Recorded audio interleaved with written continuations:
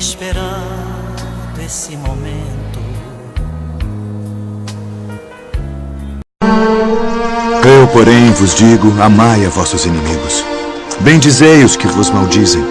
Fazei bem aos que vos odeiam. E orai pelos que vos maltratam e vos perseguem. Qual é o primeiro de todos os mandamentos?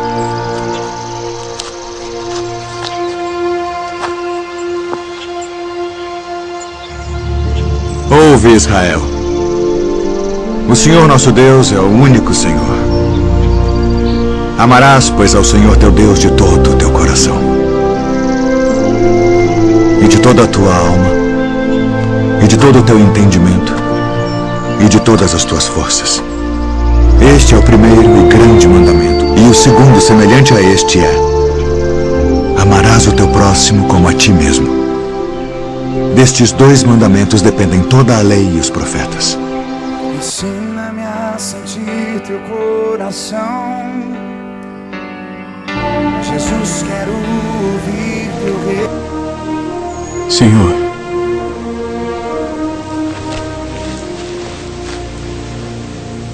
até quantas vezes pecará meu irmão contra mim e eu lhe perdoarei?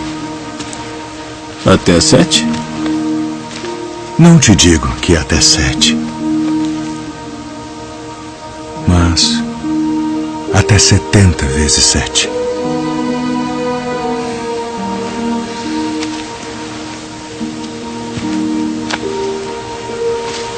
Por isso, o reino dos céus pode comparar-se a um certo rei que quis fazer contas com os seus servos.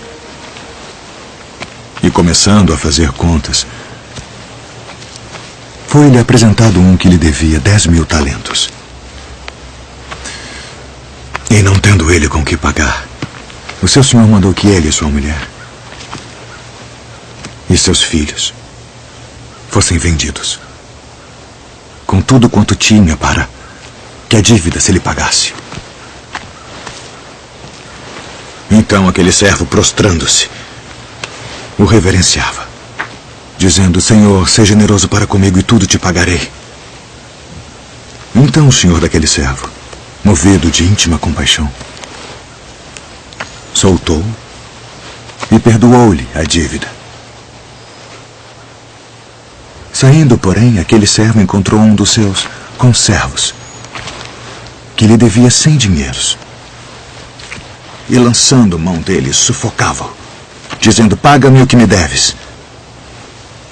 Então seu companheiro, prostrando-se a seus pés, rogava-lhe, dizendo: seja generoso para comigo e tudo te pagarei. Ele, porém, não quis. Antes foi encerrá-lo na prisão, até que pagasse a dívida. Vendo, pois, os seus conservos o que acontecia, contristaram-se muito e foram declarar ao seu senhor tudo o que se passara.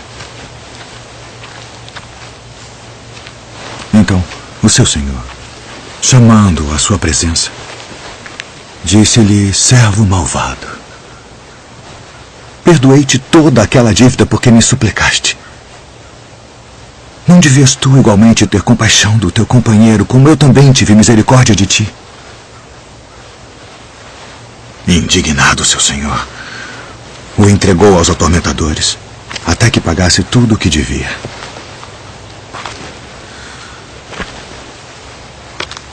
Assim vos fará também meu Pai Celestial,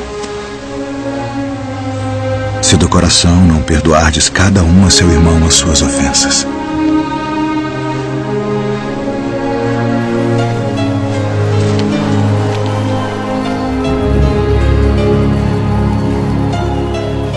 Louvado seja o teu nome, Senhor. Deus está te dando uma chance nessa noite.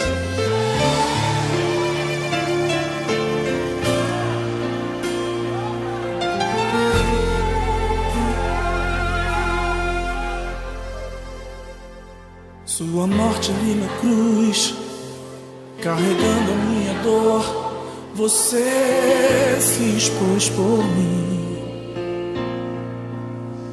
Nesta semana, estamos relembrando os últimos dias da vida de Jesus, antes da sua morte e ressurreição. E foi na quarta-feira da semana da Páscoa que Judas Iscariotes, um dos 12 discípulos de Jesus, fez um acordo com os líderes religiosos para trair o mestre. Nessa negociação, os líderes pagaram a Judas 30 moedas de prata. Esse era o valor que os comerciantes da época pagavam por um escravo.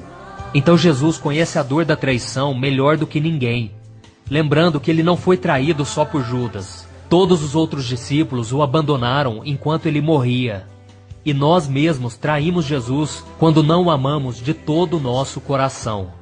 Se você está lidando com as feridas de uma traição, seja recente, seja do passado, você pode ir até Jesus em busca de ajuda, porque Ele te entende muito bem. Ele pode fazer com que você experimente hoje uma alegria maior do que antes. Mas é preciso que você passe primeiro pelo perdão. Perdoar significa pagar pelo prejuízo que outra pessoa lhe causou. Isso parece muito difícil de fazer e realmente é, se você não focar no lugar certo. Quando precisamos perdoar alguém, não podemos focar no que ela fez contra nós, e nem avaliarmos se ela merece ou não o nosso perdão. Os nossos olhos devem estar em Deus e no que Ele requer de nós. Veja o que está escrito na Bíblia. Suportem-se uns aos outros e perdoem as queixas que tiverem uns contra os outros. Perdoem como o Senhor lhes perdoou.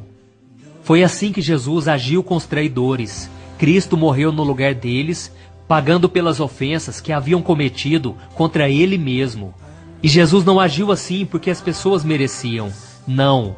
Ele fez isso por amor e obediência ao Pai. Então busque em Jesus a força que você precisa para perdoar pessoas que te traíram. Eu tenho certeza que você vai conseguir liberar o perdão e o seu coração ficará livre da mágoa e do rancor. Quero que valorize o que você tem. Você é um ser, você é alguém tão importante para Deus. Nada de ficar sofrendo angústia e dor nesse seu complexo interior. Está chegando o dia de comemorarmos a nossa libertação do pecado por meio de um sacrifício feito na cruz. Sim, eu estou falando da Páscoa, data em que celebramos a ressurreição de Jesus e a sua vitória sobre a morte, o pecado e o diabo. Por todo o mundo, pessoas de todas as crenças celebram do seu jeito esse tempo de renovo, que simboliza a passagem da morte para a vida.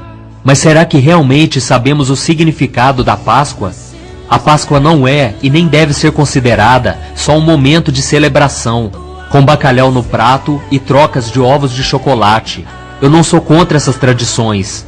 O que eu estou dizendo é que nós devemos lembrar as pessoas sobre o verdadeiro significado da Páscoa, falando da morte e ressurreição de Jesus e do que Ele fez por nós.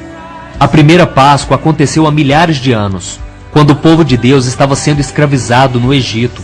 Deus teve misericórdia e decidiu libertá-los através de Moisés. Mas Faraó não queria deixá-los ir embora. Por isso o Senhor enviou pragas para tentá-lo mudar de ideia. E como Faraó endureceu o coração, Deus decidiu ferir todos os primogênitos do Egito como forma de castigo. Porém, para o seu povo, os israelitas, Deus deu uma ordem. Eles deveriam sacrificar um cordeiro para cada família e assim teriam a proteção. Eles tinham que passar o sangue desse cordeiro na porta de cada casa, para quando a morte passasse, não entrasse na casa que tivesse sido marcada pelo sangue na porta. Leia Êxodo capítulo 12. Daí vem o termo Páscoa, que no hebraico significa pular a marca, passar por cima ou poupar. Sendo assim, eles foram protegidos da condenação e da morte através do sangue do cordeiro morto.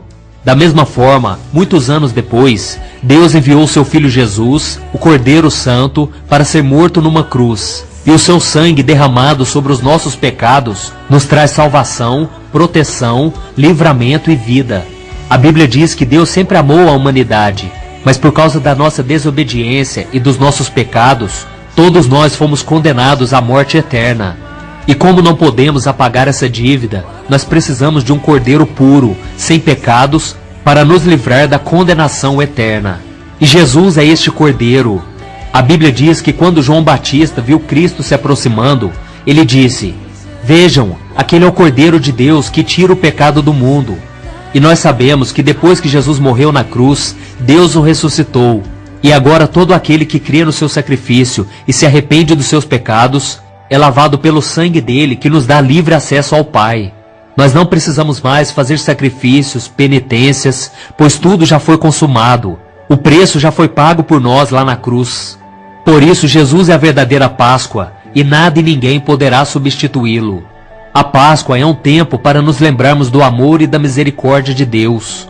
É um momento para buscarmos uma mudança na nossa maneira de agir, pensar e falar. Para isso, precisamos abandonar o pecado, a falta de fé e tudo que nos afasta do Senhor. Não podemos nos conformar com as coisas deste mundo, mas devemos deixar que a palavra de Deus nos transforme. Por isso, faça uma reflexão. Quais as áreas da sua vida precisam de ressurreição? O que você tem deixado morrer que precisa renascer o quanto antes? Talvez você precise ressuscitar a sua alegria de viver, a sua fé, sua esperança e os seus sonhos. E após fazer essa análise, abra o seu coração para Jesus e diga: Senhor, agora eu entendo o verdadeiro motivo da sua morte e ressurreição. Por favor, transforme a minha vida. Eu creio em Ti como meu único Senhor e Salvador, e agradeço por me dar a oportunidade de me tornar um filho de Deus. Para você que está me ouvindo, eu desejo que nessa data tão especial você seja restaurado e comece a desfrutar da graça de Deus, que nos dá o perdão e a salvação por meio do Cordeiro de Deus, Jesus Cristo.